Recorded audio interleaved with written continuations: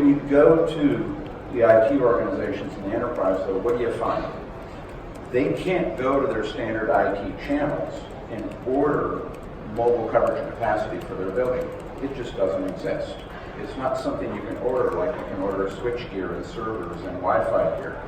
So we haven't really shifted that model as an industry.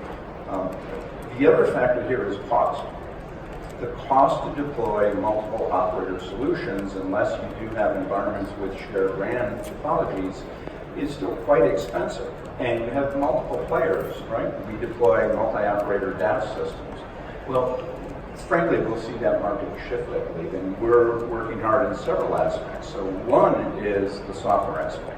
Not only for 5G, but for 4G, if we don't find a way to virtualize, take as much of that architecture and turn it into virtualized software, it's going to be very, very costly to deploy all this proprietary hardware, and it's not going to pay well into your output calculations.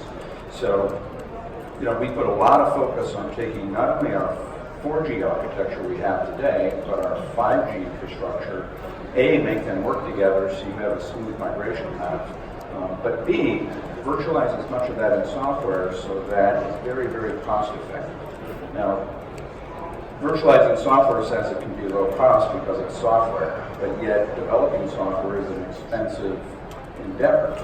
So you still want to get your return on my investment for my software. How do you shift that? You talk about reutilization of assets. The benefit of software is you can deploy capabilities. You can deploy compute power and capabilities at very low cost across your sites. And you can put the assets in the cloud. So the cost of a RAN can reside in the cloud, and it can move to where the people are. Why do we have proprietary assets sitting in venues when there's no people in them that you get no return on investment for?